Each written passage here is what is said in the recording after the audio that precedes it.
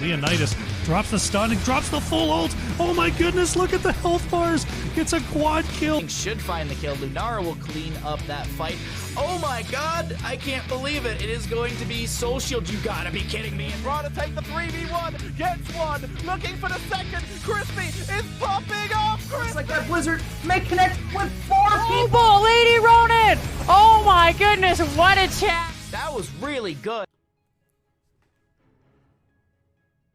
Alrighty, good evening, everyone, and happy Monday, I suppose. And welcome to a phenomenal Division D matchup here tonight. But before we get into who's playing, where we're going, and all that other good stuff, tonight with me, I have the honk with the bonk, Goliath himself, buddy. How are you doing? Quite well. How are you doing tonight, Dex? I am doing well. Super excited to have you here. If anyone knows NGS, they know you. I'm sure quite a bit, so just super excited to get into this game tonight. So tonight we have 6thSense will be the home team taking on Infernal Affairs. So what I want to do here is we'll take a look here at the quick division standings, see where these two teams are. So currently Infernal Affairs sitting at the top of Division D, 9 points with 3 dominations under their belt, and down there a little bit of the way will be 6thSense. They do have 1 map win for this particular reason, but the season's still pretty early, and they can look to get back on track tonight against that number 1 seed. Yeah, it's so early in the season. It's hard to tell if teams are just in a funk right now, if they're just getting their legs under them. So, I mean, we can expect to see both teams do a lot better. I mean, obviously, sorry, my team names are all messed up here. No, it's all right. No problem. So yeah, Infernal Affairs are sitting up there, up top, and then the 6thSense down here at the 12th seed. But pretty big division here for Div D East. We're looking at 14 teams here in this division. So plenty of games to go. Like I said, I think it's the 4th week now, so still plenty of time. And then, so like to that point, as you mentioned, so 6thSense did have looks like some roster shakeups, some people playing some different roles, but I wanted to highlight the tank role here. So the one game that they did happen to win, Ace Up swapping to that tank role and playing that Garrosh, so holding that 100% win rate on the Garrosh, and Shro within those 3 dominations, 100% win rate on May, and I think 100% play rate in each one of those games. So one of these win rates has to give. And I'm excited to this tank matchup here tonight. Oh yeah, it should be good. Hopefully, they keep up that good tank play. It was Garrosh, I believe, that they won with. Mm-hmm. And yeah, I'm always a big fan to see Garrosh out on the field. I hate playing into a good Garrosh. You can't. It's a nightmare. Yeah, you can't. It kind of feels oppressive at times. So one last thing before we get in here, these teams are both ready. We will jump over to the map picks and bans here. So the coin toss was won by Infernal Affairs. So map bans went over to the side of 6thSense. They took out Cursed Hollow and Alterac, 2 very good macro heavy maps. And then Infernal Affairs banning out BOE and Tomb the Spider Queen, which I think lend themselves to be here a little bit to some team fighting maps. And then for the wild card 6thSense, for game number 1, we're heading to Dragonshire. Ooh. So what do you like to see on Dragonshire? Typically you like to see somebody with good wave clear in your bottom lane, and then you're going to see lots of rotations between mid and bot. Just saying, I like Garrosh here because there's so many bushes and so much vision control that you can provide here. So I think we should see a lot of that. Obviously, top lane is going to be highly contested, but we'll see if any rotations or globals make it out onto the field to actually contest top lane and shake things up, or if it's just going to be a duel of the fates, as it were. Alrighty, so we are heading here into my favorite part of the game, which would be the draft. It's kind of like playing chess for checkers. So out comes the first ban. Will be a Malthael ban. Alrighty, and for the first ban coming out from the side of 6thSense will be that typical Johanna. Malthael did see a little bit of a buff with his % base damage, his baseline. I'm not sure if maybe we have a one trick over on the other side are a really good mouthfeel player. So I'm suspecting a target ban with that first pick availability. And Stro banning his own May out here this particular time. So maybe they want to go ahead and take away that Garrosh. And then banning Ragu's Brightwing. And with sorry, go ahead. This all seems like some pretty normal these, oh my god, they're going through draft so quickly. I was going to say, these teams are wasting no time at all whatsoever, just insta-locking stuff. Yeah, the Joe and the Brightwing ban are great. I normally would see a Rhaegar ban instead of the Brightwing, but I mean, if they're just going to Lux Stukov anyways, I mean, maybe it's just a 200 IQ play so that they get Rhaegar anyways. Absolutely. So, I mean, it could be the play. So, I mean, they still have Rhaegar up and available. That slow into the Garrosh toss could still be absolutely detrimental here. But Stro is going to go ahead and lock in that main tank Blaze. I mean, it could be a heads-up play, like you said, a 100% IQ slap bunker when you get tossed and try and eat all the tosses for the team. But no. And then I actually like the Tychus. I'm a big fan of Tychus. I think he's still really strong in the current meta. There we go. So we do see a Gul'dan here. We don't see a whole heck of a lot of Gul'dan in play anymore. Yeah, I think he still is pretty good here. That bot anchor I was talking about earlier, he just fills that role super well. So I think he's definitely a decent pickup here for sure. Alrighty, and target ban on to Jabba's Cassia there. They love to run the Cassia and the Gul'dan together. And one final healer ban coming out there with the Lucio. So no speedy Garrosh, but I think Tychus does enough damage. I mean, if they wanted to go maybe a double support, maybe like a Malfurion or that Rhaegar with maybe a Zarya, I think that could be a good pickup here. Okay, so we do see the global coming out on blue side here. Dahaka can provide the assistance needed to secure bot lane consistently and push a lot, especially post level 10 when that Odin comes out. They can secure good push in bot lane more likely than not, and they can really get some work done. So I really like the global play here. Let's see how they're going to match it. So they do go ahead and lock in the Yrel. Yrel, a good solid pickup in this particular offlane, can clear the waves real quick, can survive on that point, and then with the Greymane. So a lot of siege potential coming out down here for the side of Infernal Affairs, and looking for another damage dealer perhaps here on the side of 6th Sense. Oh, I think somebody's at my door. I'll be right back. No problem. So we'll go ahead and finish this out, and it will be the Vala. So Vala falling down pretty hard, but is going to get picked here in that final pick. Not too bad, especially if you're down in that 4-man. Most likely going to be W build. Can get a ton of stacks on the Fire at Will at level 1, but all three of her builds are very viable. And some decent siege coming out post level 10 with 6th Sense as well, if Tychus goes with that Odin.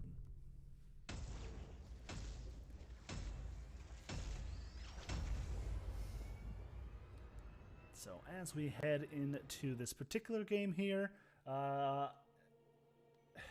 it's going to be tough. I like both of these drafts. I don't think I lean any particular way. Blaze Tank, it can be good. I think it's a lot of burden on the shoulders of the Blaze players.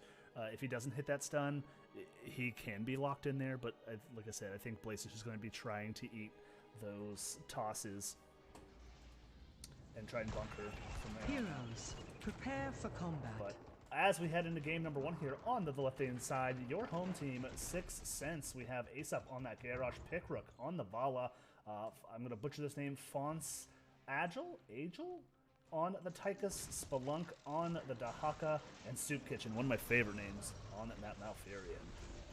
Battle commencing. And over here on the right-hand side, for seconds. Infernal Affairs, we have Nathaniel on the 5, Yrel 4, Hexblades on 3, that Gul'dan. 2, We have Ragu on the 1. Stukov, Stro on the Blaze, and Let Jabba the battle Saluta begin. on the Greymane.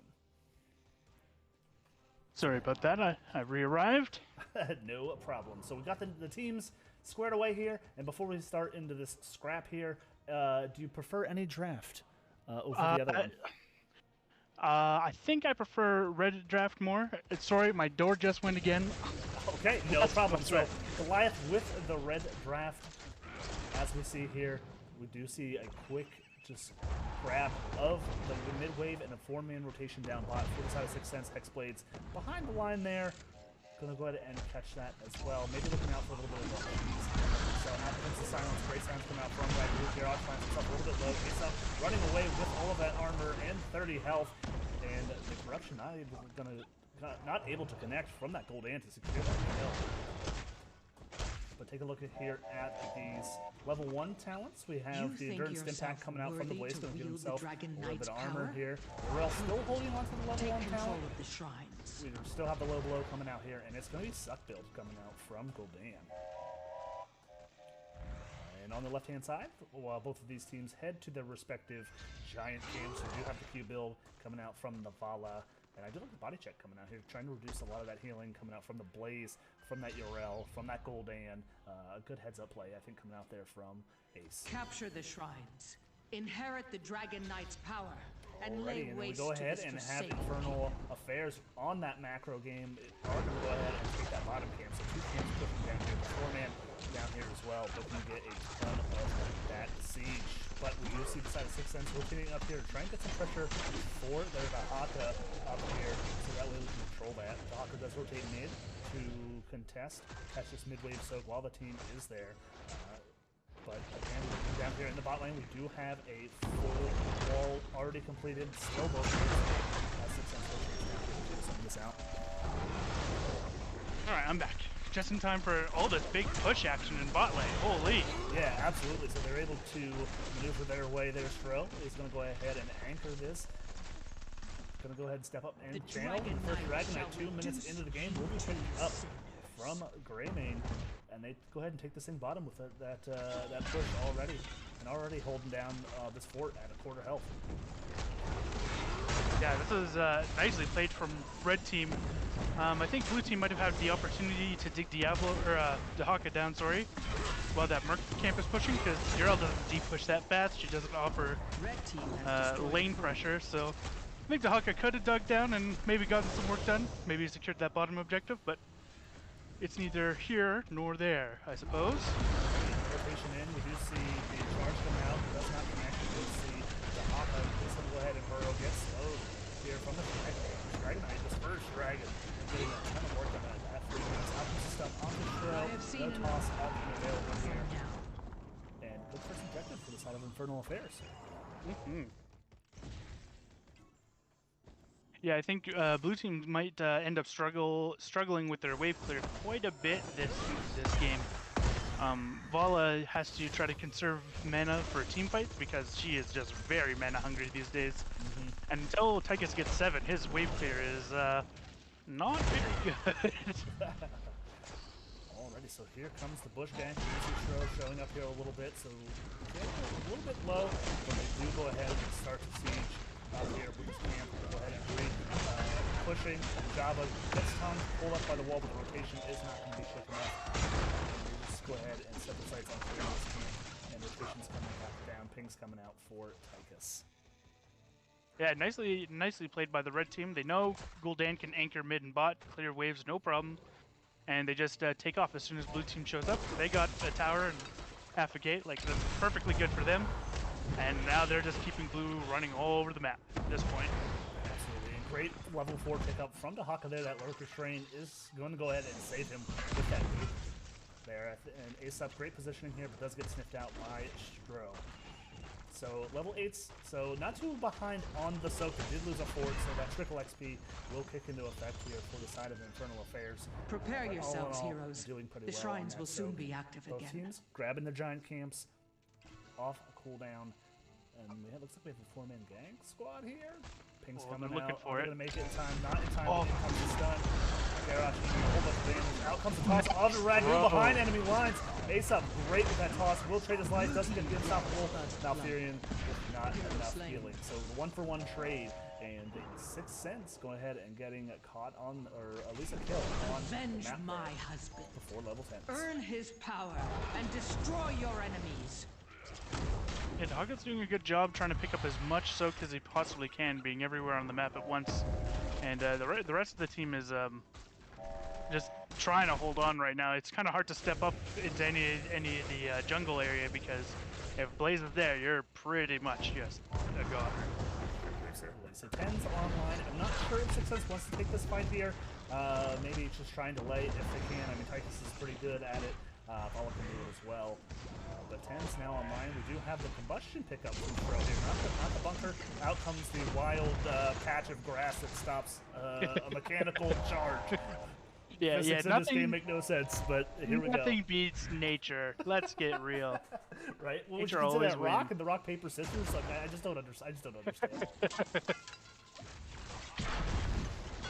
Alright, so Red Team picking up this bottom camp, which is probably a pretty good idea, I feel. Get something moving on the map. So Dahaka did use the burrow charge down. We do have that camp picked up. Ace is going to step up with it. That silence underneath there, not allowing him to get that toss off. Radu, great silence there. Pings are coming out. Camp pushing here in the bot lane. And I think this will wipe the second objective going over to the side of Infernal Affairs.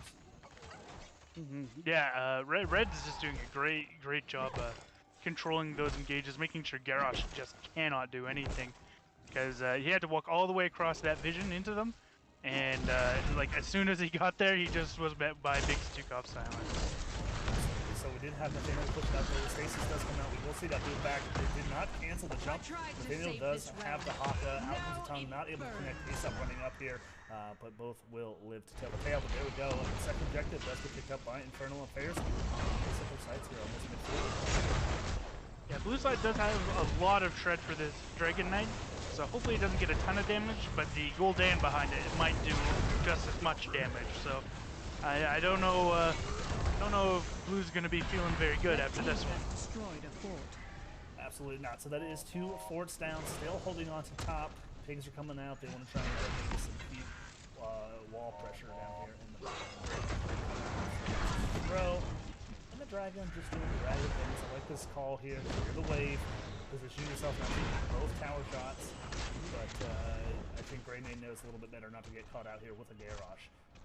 So we'll back off, and 15 seconds left to spare, probably just continue to push wave. Yeah, and we see Red is pulling ahead in the experience advantage.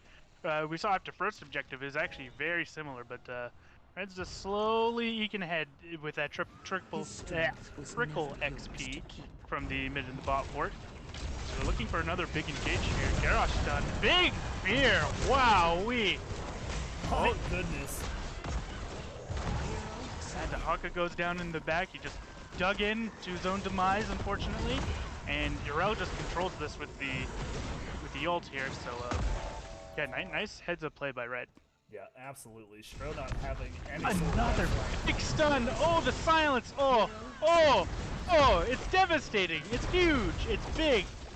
My goodness, that will be essentially a quad kill for the side of Infernal Affairs. 14's online, so they have a counter to advantage. They have this camp pushing here in the bottom. They are setting their sights on the first keep of the game, sub 10 minutes here. 2 members of 6thSense will be back up in 10 seconds respectively, so I don't think we're going to see a core call here. But my goodness, they now have their win condition opened up on the side of Infernal Affairs. Yeah,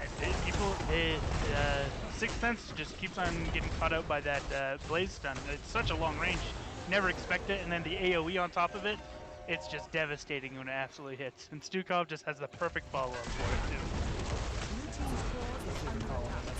Glorious part of competitive. Red team has destroyed a fort. And call what you're going to do. The Haka is going to go ahead and back. Another chance Get the to heck prove out of dodge there. Do not want to squander meet that it. full 4-man on the side of IA there. So not much to do. 316s. No real camps up on the map at this point. Sectors we can't get picked up by Infernal Affairs. Objective is going to go ahead and pop here in 10 seconds. So if you're on the side of 6thSense, how do you get back into this game? Take hold of the shrines. You know, like they're in The such a tough Dragon spot, it's Knight's hard to say power. for sure. I think you just hunker down, let them get this DK. Even if they go to the core with it, like straight through bot, I don't think they can win with Tychus and Vala defending. But if they get picks on the DPS, this Dragon Knight very well could win. Already started to toss that's coming out. There's bullet issues. Great Horrify coming out from X-Blades. Shove on the Garrosh now, allowing any front behavior here at this point. We do see the able to get popped. Garrosh loses their life. Java does come in. The stun coming out to disengage the rest of IA there. 16's advantage still online. We do have Nathaniel going up here to capture this third Dragon Knight and potentially the last one. Stratos slow. Unfortunately not going to be able to connect. Out comes the stun and the damage coming out from this potion. Stro is relentless in his pursuit of this Vala. He won't stop. He won't stop going for this Vala.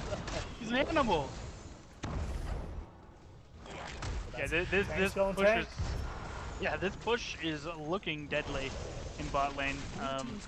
I know I said if their DPS stays alive, they should be able to defend it, but with the front line dying, they just got so much minion pressure up here too.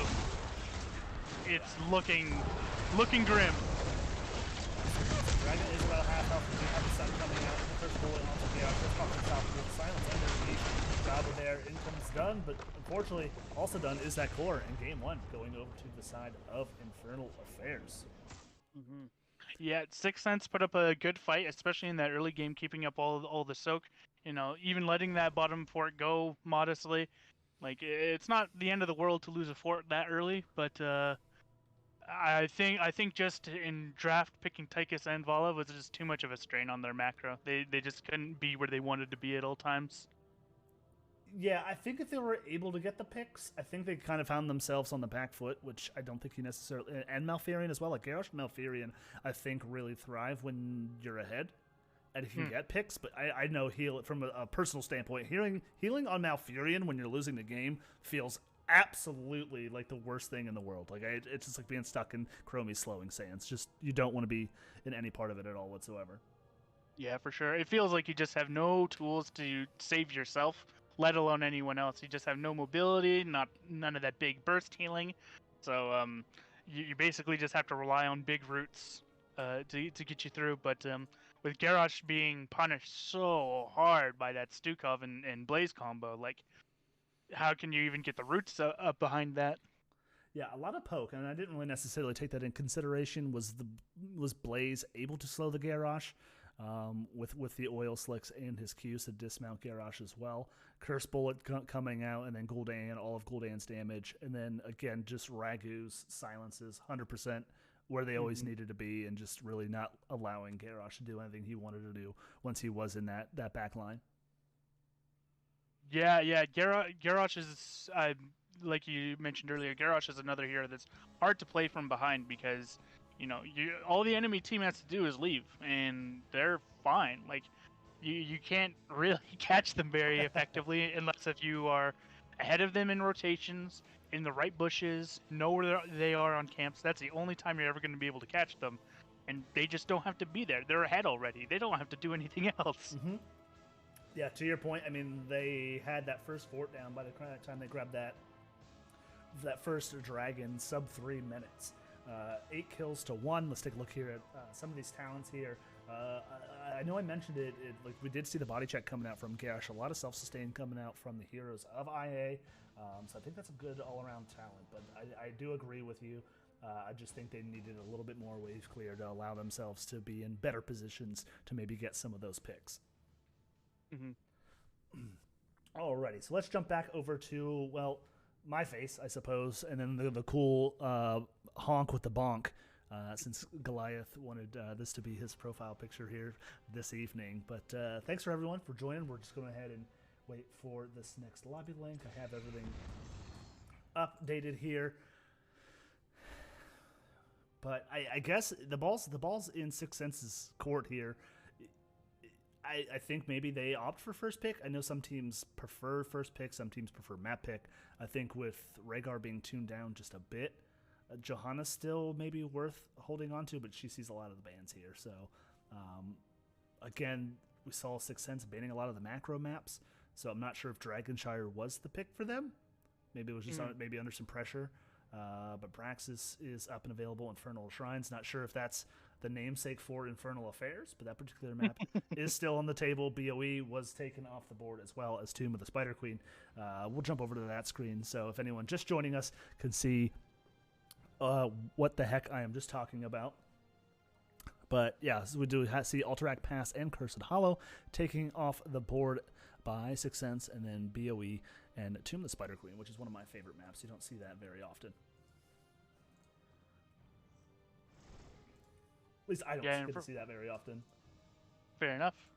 Yeah, Infernal Shrines is a great map. I would be not surprised at all if it's the most played map in NGS this season and previous seasons. It's the objective's straightforward. It's not too big. The camps are nice. They're fairly valuable. Like it's just a good map. It's very balanced in a lot of ways. Absolutely. I think this is the premier map. I know a lot of people talk about Cursed Hollow. But I do think Infernal Shrines is the premier map. It has a lot of the team fights in those pits with the shrine minions, as well as a decent set of macro mechanics on this particular map. And I think if HOTS went down to one map, I think this would be the go-to map, in my opinion. I still like Towers of Doom. I think that map has specific mechanics that makes it really fun. For sure. But you don't see cheese like juice pirates on that particular map, so maybe not the best. Maybe not the best. It kind of hinders your strategy. I'll let them know that we are ready. So drafting for Infernal Shrines, anything that you particularly like instant locking? I mean, these teams don't mess around in the draft, so we don't have to necessarily think about too much. But what do you like to see in Infernal Shrines here, Goliath? True. I think Rhaegar would be great here. I mean, he's got infinite mana on the point, because you can just electric shield or lightning shield anyone who's inside the objective pit. So that's great. I was really shocked to not see Rhaegar picked last game. I know some people, well, a good handful of people are kind of hesitant on him after his nerfs. I think he's still just like crazy strong all over the place everywhere.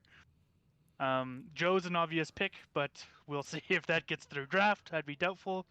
And I wonder if they let Stukov through again, because that's Stukov. Oh, just the cherry on top of every playstyle. Ooh, just wouldn't stop. Yeah, I think you kind of got to pick your poison with the Stukov and the Rhaegar in the bans. But I would rather see they did opt for the Brightwing ban in game number 1. But honestly, I'd rather deal with a Brightwing, I think, than that Stukov. I like to push my buttons. Like, silence is the worst. I like to be able to push my buttons. Like, fight me, you coward, right? 1v1 me like a true hero. And why can't we just pistols at dawn this? And exactly. Just, just let me do my thing. Mm-hmm. Don't take away my buttons. So again, bans pretty similar to game number 1. We do see that May ban coming out, as well as the Mouthfeel ban for the side of the Infernal Affairs. And there we go. There's that Respect ban coming out on that Stukov. And I was going to say, let's see if Ragu takes that Brightwing. Again, she is wasting no time at all whatsoever with those healer picks. Mm-hmm. Yeah, I guess the healer's a real linchpin for Infernal Affairs, which healers do kind of seem to be linchpin for a lot of teams these days, given how strong a lot of them are right now. But I like the Lucio in response. I think Lucio's a really undervalued hero these days. The hunt is I absolutely love Lucio. I love the name Soup Kitchen, so that the fact that they're paired together is one of my favorite things. But there we go. Stro gonna go ahead and take the Garrosh this time.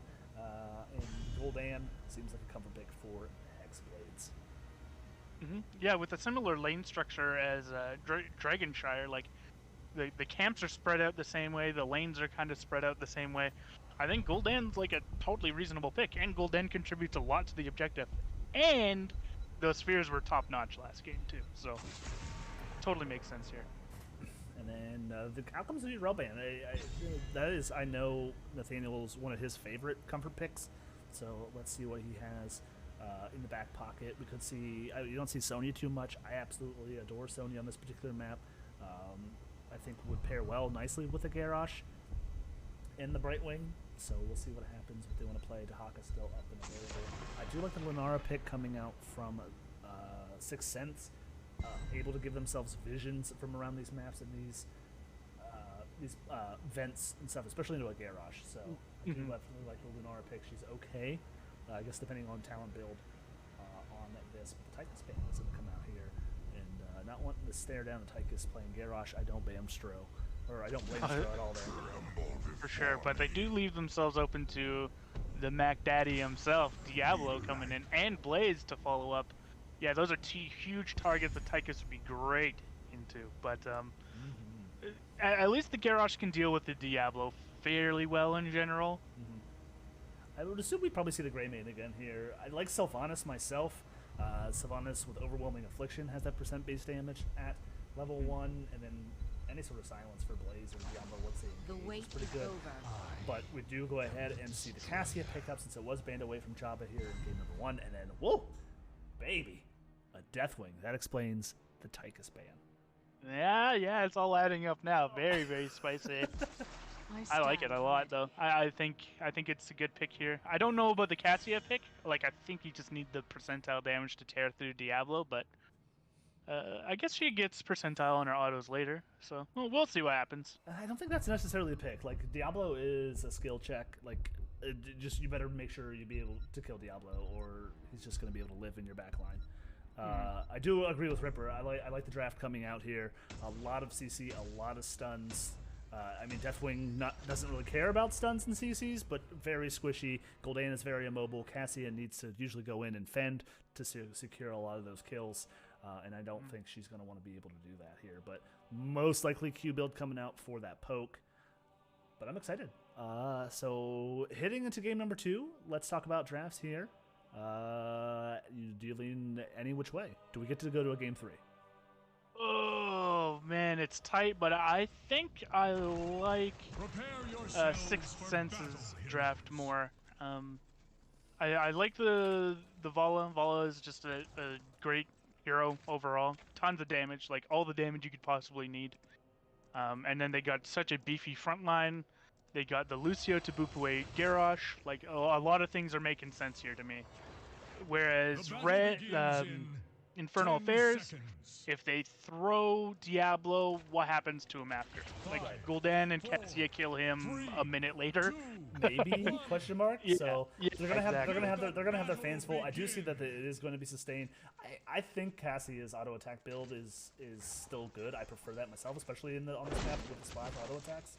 But let's get into announcing these. On the left hand side for 6thSense, looking to take us to a game number 3. We have Aesop on the Diablo, Pickrook on Lunalara, again Fawns at Gile on the Vala Soup Kitchen on that Lucio, and we have Spelunk on that Glorious. Who do we have on the right hand side? We have Stro playing Garrosh, Gul'dan on, or Hexblades on Gul'dan, Jabba on Cassia, Ragu on Brightwing, and Nathaniel on Deathwing, and already a kill. Wow. It is the baby Diablo. I mean, like I said, it was a little bit of a weak Diablo. Will get stronger once he gets souls. But for sure. IA coming out already, and you're just be like, you guys don't know what the hell you're talking about. Yeah, I'm gonna just get completely blown out of the water and proven wrong here for sure. This Garrosh is taking an awesome spot though. Ooh. There he goes, big combo onto Lucio. Nicely done. Does lose himself. Stro finds himself in a little bit of danger. Out comes a handkerchief though from Ragu, and that will be 2 kills to none. Already 1 minute into the game for the side of IA. Take a look here up at the top lane. Spelunk is going to go ahead and clear this. Looks like Deathwing is up in the air. I like this call coming out from IA just in case if there is this invade here on the bot camp. Deathwing, a big unmovable force to kind of rear. Yeah, you definitely don't want to be sitting on a point next to the enemy Deathwing. That's the no-no zone. Yep, you absolutely do not want to be anywhere near the no-no zone. Corny, my friend, hello. Thank you for being here. As we do see the camps, go ahead and get started. Daniel was going to go ahead and clear this out. Let's see. Looks like we might have a W build coming out in melee range. Right? Just a little bit of that self-sustain there in lane. But Ripper saying that their draft is great. Sharper team, yeah, they absolutely played great in game 1. There's no denying that their continuity in their shot calls are spot on the side of IA. Yeah, Nathaniel's doing a great job making sure lanes are clear, you know, rotating from mid to top, making sure everything's going. Hard camp on red side is coming up at a great time. Blue side won't get theirs, unfortunately. Not the end of the world. It's not going to be pushing an opposite lane from objective, so not the end of the world, but it is nice to have that little bit of extra support in lane.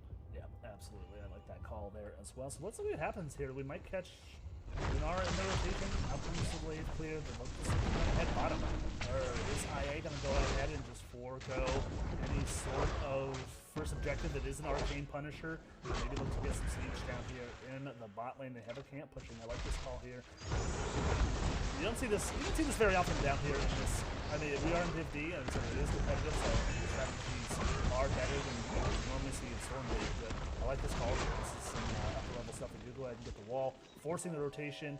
Ace up is going to go ahead and step up with it. Let's get tossed. Instead of the call north. Is blind, not able to go auto attack. Out comes the fan. 200 health. Hexblades shoots off that fell flame, but not able to connect and secure that kill.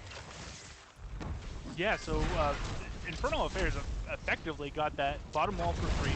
The top objective hasn't even been started at all from either side. So, like, Infernal Affairs really played that quite well and forced their enemy to respond. Absolutely, and I think it gave them 7s. I think it was a quick play for 7. And got the wall. And 7's now online for the side 6thSense here as well. So, as these teams go ahead and kickstart this first objective. Body check. Yeah. Oh yeah, body checks here too. Pretty good call. Diablo in on that right wing. Cleanse coming out. The big cataclysm from Deathwing. It's not going to catch a lot. Might get a few monkeys on the end. Oh, it looks like Blaze is getting caught out. He's too slow. That fire is not the right kind of fire for him, and he goes down. And that will be a 1-for-nothing kill for the side of IA. They do clear this wave, allowing Garrosh to gain access to this event here. And I believe with 14 Shrine minions and 5 seconds left on Blaze, I believe this will be the first objective going over to the side of IA. But I like this call coming out here. Like most teams don't know when to cut their losses here. This will be the first objective, but 6thSense doing what they can to get some advantage, or at least something else. You know, trading this for that here, and they will go ahead and set the sights here on this first Catholic camp, so that pushing mid, and maybe bottom. And I like this call from Ragu here. We'll have Hyper Shift up and available. If not, looking to get the reset here if needed, but continuing to push so for the team. Yeah, without any push coming up behind the Punisher, it's really honestly not going to get that much value. So I think Red leaving it might have been a bit of a mistake, but I think they got plenty of things to do, and they're in a good lead. So you know, no risks coming out from the middle. Yeah, absolutely. So here we go. As you know, we do as 6thSense clears the first objective. We see IA go ahead and taking what we can. I think they're just trying to get any sorts of experience to get that 10 as early as possible. And camps do give a small amount of XP. It's not nothing, but if you're already getting all your lanes covered, why not get a little extra, right? So here we go. 10's online, so I don't think we'll see an invade coming out here on the side of 6thSense. They know that they're here. Deathwing is going to go ahead and set mid. Blaze doing what they can up here at the top lane, trying to get that up here as well. Softening up mid for next objective. Do see that the next objective is here. Again, the wave clear is important on this particular map. Aside from the shrines, but getting access to these bushes with your vision on your minion wave here. It's very, very good to have in back pocket for the Garrosh. Yeah, Infernal Affairs is doing a very good job of knowing when to just leave. They know this camp's going down. They know minions, so they just back up, and they're gonna maybe get a gank, get the camp after probably. And Blue just has to continue following them around and follow them right into that bush. Oh, I'm amazed Bala made it out. Alrighty, so that will be first blood going over for the side. Out comes Ace up again, looking to get that follow-up kill for Ragu. 10's now online, and 6thSense looking like an absolute different team. Great high fives coming out from the Lucio, engaging in that backline, getting some of that auto attack damage in, and skating away. So 2 kills to nothing for the side of 6thSense here. Let's see if they want to go ahead and do it. Yeah, that's a massive fight. That helps bring them back in immensely. Like, the XP is dead even now. They get a little bit of map pressure. They get to take through the enemy's camp.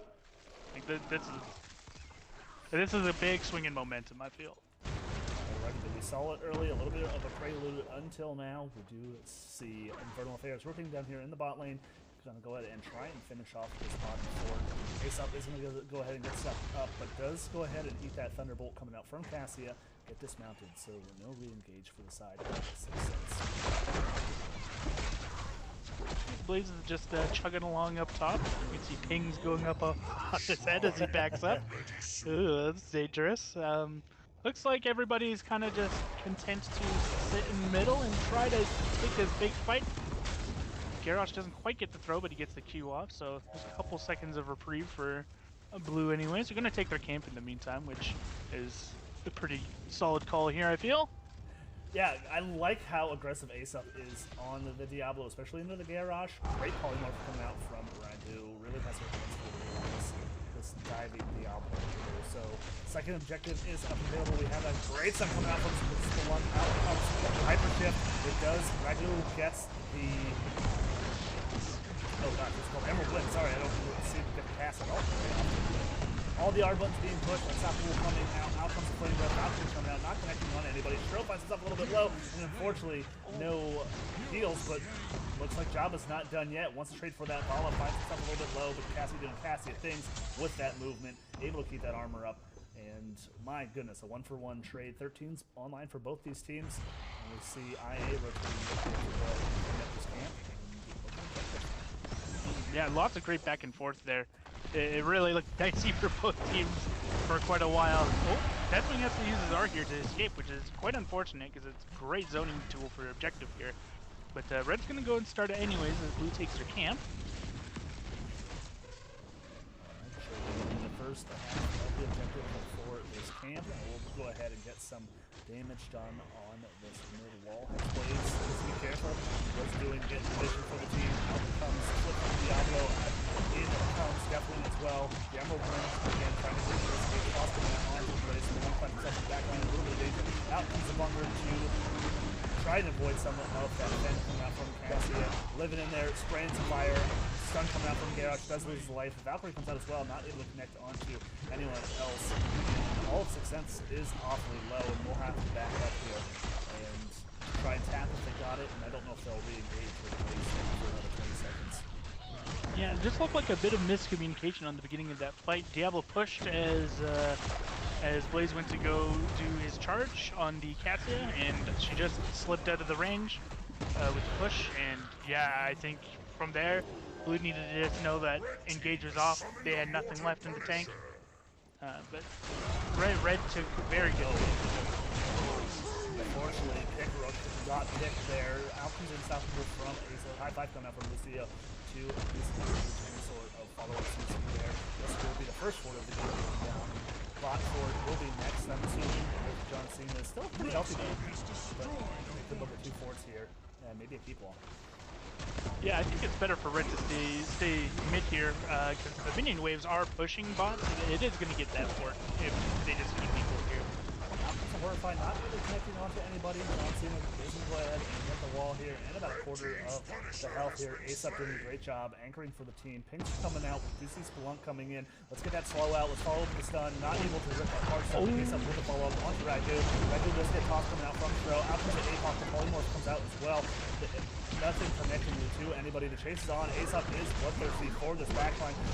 Stro finds himself caught out here a little bit. Unstoppable does get popped. Let's see if the Hyper Shift comes in. It does, and unfortunately catches Ragu out of position here as well. The Valkyrie, though, they are not done trading their healer and their tank. It comes in for the Fend, and that will be a trade on Diablo's life, but he does have souls, and we'll be back into the fray here with 25 souls. Yeah, that was a interesting fight. It was definitely pretty cool. 6thSense was just out for blood, just chasing them all the way from their keep to their side of their forts. Yeah, that was a pretty good fight. Keeping momentum up, keeping as many players off of Red side as possible. Diablo knows he's got souls, so it's not the end of the world. He has time for next objective to get caught up. Yeah, I definitely think that was a play. It's like a team let's fight before they get 16s, and it worked out pretty well. I mean, again, they get the kill, but all the while, you know, I mean, they will probably get the bottom 4 here as well. 6thSense looking like a completely different team here in game number 2.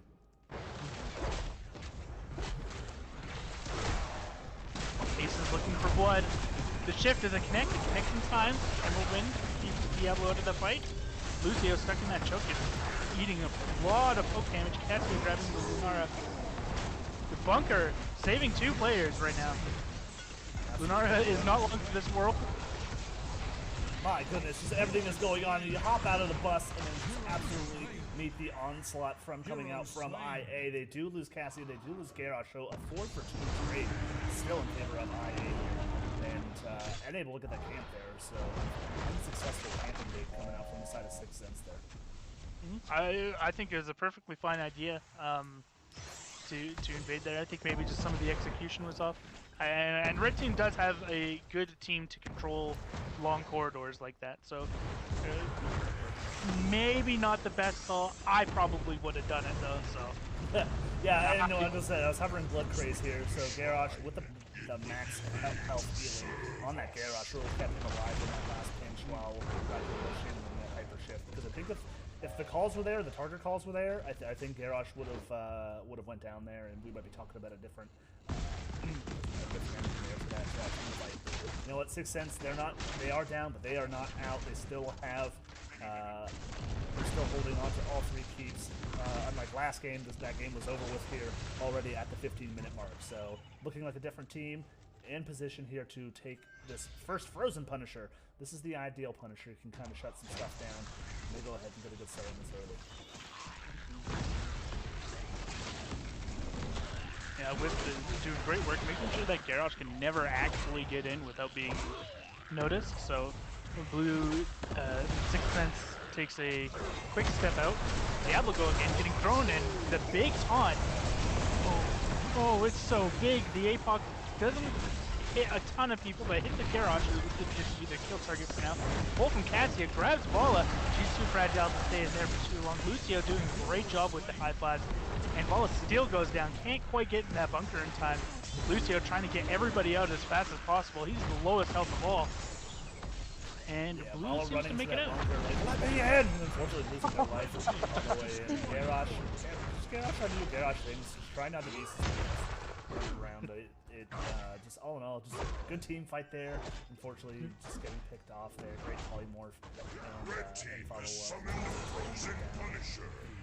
Diablo and then poor Vala trying to get into the bunker for that armor and just not being successful. So Frozen Punisher heading to the keep. We do see Infernal Affairs going to go ahead and grab bottom camp as well. So if I were a betting man, I would say this is probably a dead keep here. And 20s online. So let's see what happens. Any sort of follow-up picks, I think IA can make a play to end the series here. Sure. Diablo not long for this world after getting tossed. Blaze is following up. I think John Cena's about to jump. Okay, nope. Unstoppable does come out, but unfortunately it wasn't quite timed enough from the Soup Kitchen. John Cena finds himself a little bit low. On to the Garrosh. Stro getting saved once again from Ragu there.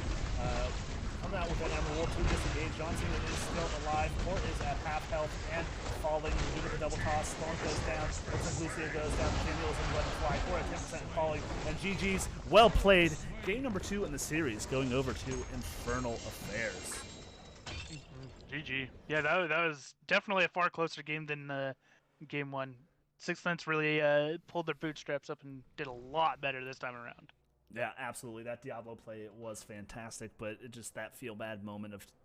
I think that he did well enough into the Garrosh, just that polymorph. Once he was in that back line, not really able to do anything, though. But all in all, just great game coming out from both these teams.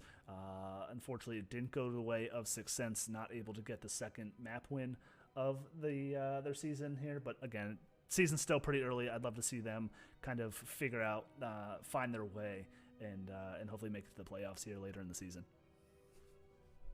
Yeah, I generally have a typical idea that if you're playing on a team, try to give it 2 seasons. Like unless we just don't get along with the other people on your team, that's a whole nother issue on its own. But if you give it 2 seasons, you'll find your way. I almost guarantee it. Like you'll figure out how your team best runs, and you'll start finding wins for sure.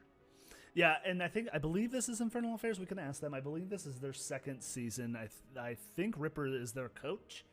So Ripper, if you can confirm, I'm pretty sure this is their second season. So I think that continuity, that shot calling, and the decisiveness, I think coming out from IA really shows. And a lot of teams, like you said, 2 seasons does make sense, and then you even sometimes see a lot of teams pick up halfway. Halfway through, they maybe a little bit of a roster shakeup or role swap, and sometimes it clicks. And I definitely think there's a lot of good talent on the side of 6thSense. And again, I just want them to stick with it. I mean, NGS is a fantastic place, especially if you're trying to dip your toe into the competitive scene. My opinion, it's the best way to play Heroes of the Storm, because Storm League is just a clown fiesta. Oh yeah.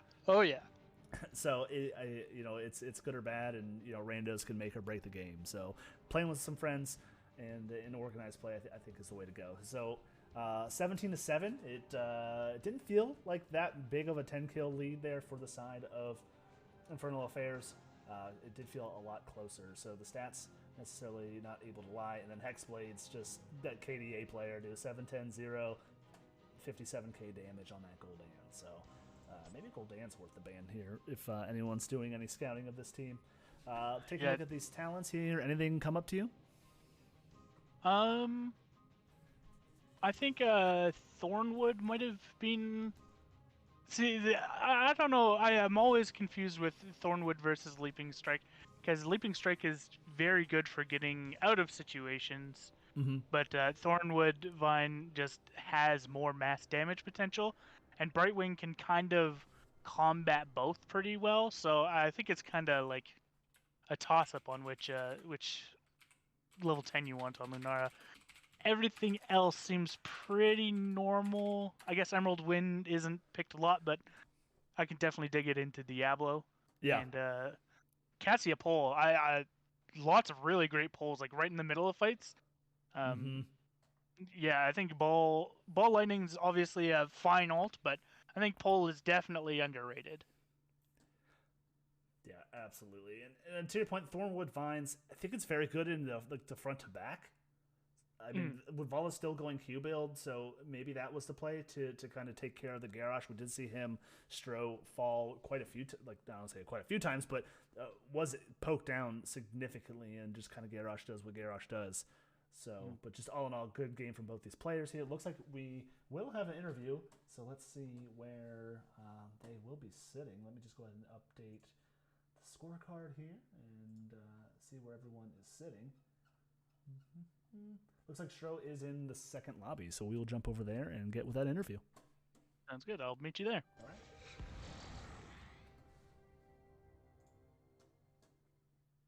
Hey. Alrighty. So we will be joining Stro, as I mentioned. How are you guys feeling after that 2-0 domination? Amped. That's still an undefeated streak, so I'm pretty pumped. Yeah, absolutely. Coming in with the 4th domination of the season. Just all in all, fantastic gameplay.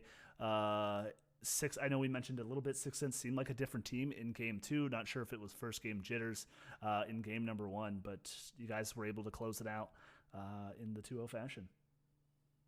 Yeah, game 1 felt pretty good. I mean, I don't want to give too much away, but we like D-Shire, so getting that game 1, I was like, oh, cool, we get to play our map. And then they hit me with the big disrespect and picked Garrosh, and I'm like, oh, so I'm finally gonna get in a series where it's not banned and you pick it? Okay. Okay. Listen, I talked about your May 100% win rate. They had the 100% win rate on Garrosh. You had the 100% win rate on May, and then there you are, just banning May. I'm like, okay. So I guess doing in the scouting, do they play a ton of May that you were maybe a little bit worried about? Yeah, I watched some of their games earlier today and was like, the May looks good. I know how good it can be. I knew the kind of stuff I wanted to try to play with the rest of the team tonight, and it's like, would May do good into that? Maybe. Let's not let him have it. Absolutely. Goliath, any questions? I don't want to leave you out of the interview here, sir. Any questions? Yeah. The Gul'dan picks, like I don't see Gul'dan a lot in competitive. Do you like to pick him just for these maps in particular because of the lane construction, like mid and bot being closer to each other, so you can handle all that wave clear? Would you pick him on something different, like Towers of Doom or Alterac or something? No, we hate Gul'dan. Would never pick him again ever. Okay, duly noted. No, I just Need think that it's a part of the pretty stream. solid pick. And I think I even heard in the stream that Hex is a quote KDA player. He likes to play things that Yeah. he can survive on, and that's kind of one of those picks that gives him. You can dive it, but if you don't have the right toolkit, you're not going to kill it. He'll kill you first. And he got massive fears, saved my life 10 times last game. So he's pretty good on it. I mean, we've all got pretty deep pools, so it's fun to play with this team, but it's kind of one of those things where it's like, what are they going to ban from last game? What are they going to make us play next? So, and for me so far this season, I mean, I've not had to show too much. We've not really shown any crazy strategies that we would typically pull out. So in my mind, it's, well, why would I show anything special? I'll just keep playing what works until it gets banned out or we have to do something different. Yeah, no, that's totally legit. Like, why ruin a good thing? And you guys seem to have some pretty good stuff going for you, including this Gul'dan. Because I know as a drafter, I would hate to have to ban Gul'dan. Right? Exactly. Right now, like, you could see the Vala or the Tychus if you're playing specific frontline, but the Gul'dan is just like, why ban that? But I guess if you're as good as Hexblades, it might be pretty reasonable to ban. Yeah, exactly. And it's one of those things. Like, there's a couple of us that are just unbannable, completely unbannable. And okay, you take the Gul'dan, we pull out something else crazy that we've been pocket practicing this for weeks, and then it's like, oh, we forgot that hero was in the game. And then like Gul'dan, who plays Gul'dan, and he's excellent. Yeah, for sure. Absolutely. So I see Spelunk in the chat. I was going to ask about the Malthael ban, and I'm assuming Spelunk is a god tier one-trick Malthael player. Is that the case? So here's my scouting report. Okay. Every match they have played, Malthael was banned. There was one game it wasn't banned, and they won it. Mm-hmm. That's all I needed. Math checks out. Don't let them have that. Spelunk, my friend, hopefully you will get to play that one, at least one other time, a handful of other times. I mean, Garrosh is tough for Ace, and that Diablo, I would not want to be facing Ace's Diablo, so I don't think he's going to be able to see that anytime soon. Well, let me say this too. As a former part-time solo laner, Malthael is my favorite.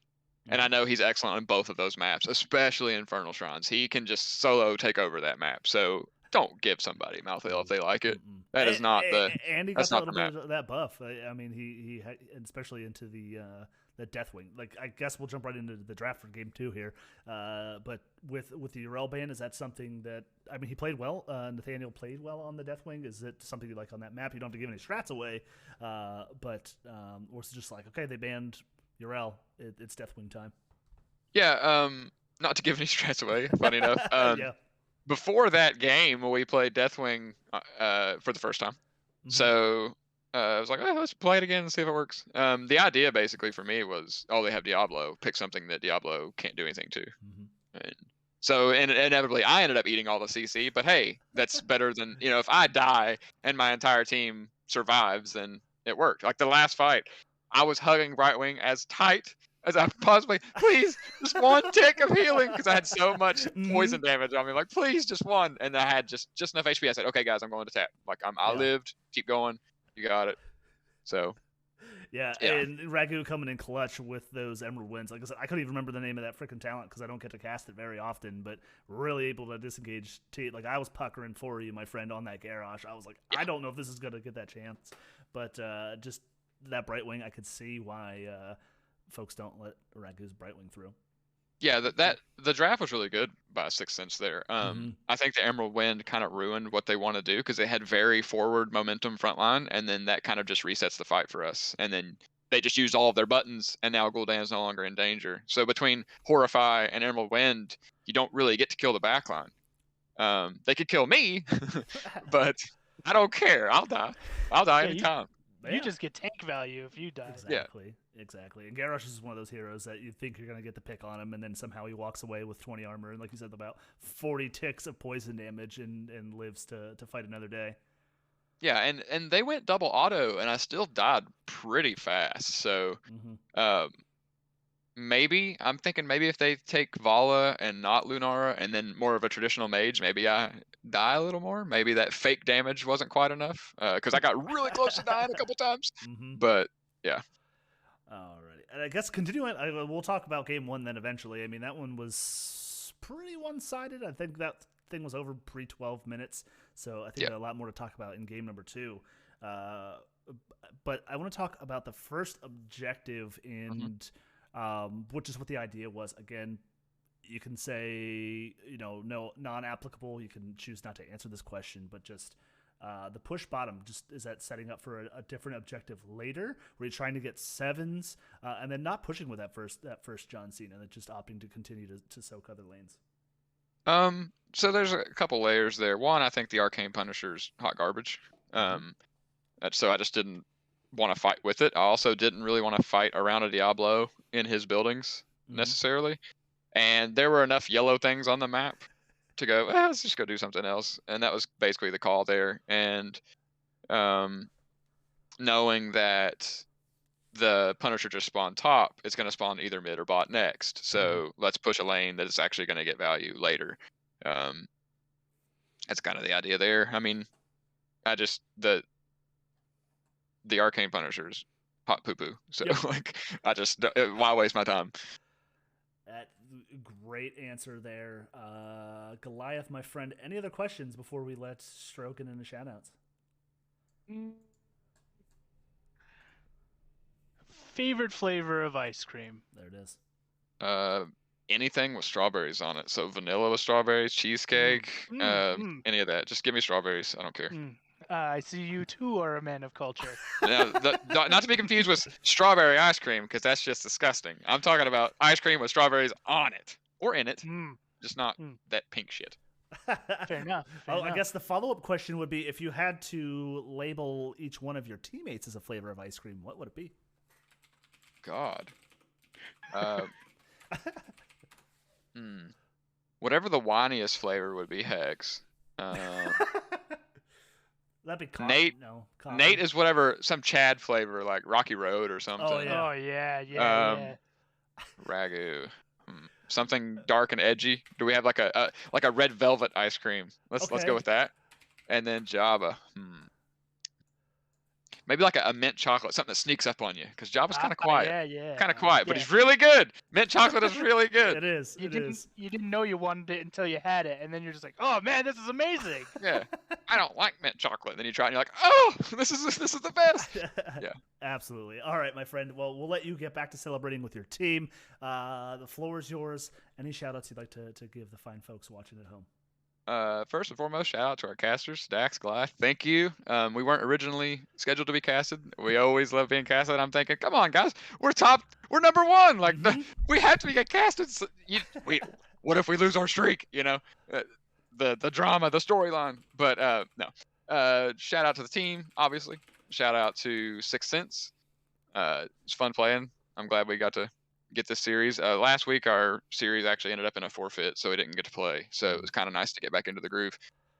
Shout out to the return of our coach Ripper. I'm glad to have him back on board. Shout out to NGS for putting this whole thing together. Absolutely. All right, my friend, I'll get you out of here. And I do see Spelunk and other members of 6thSense in the chat here. I'll just shout out you guys. You played well. Please, just like I said, keep up the grind. I know Goliath mentioned maybe 3/4 of season, 2 seasons to get your feet underway there, but you all have some talent, and I look forward to seeing future games out of you guys. But again, Stro, thank you, my friend. Good luck with the team, and then I will get you out of here, and I will call Goliath right back. All right, thanks. Yep, see ya. Peace out. So let's go ahead and get Goliath back here on the horn. That way he can tell us what the heck he's doing with his life. No socials given. That's why he's the honk with the bonk. Shy person, no camera.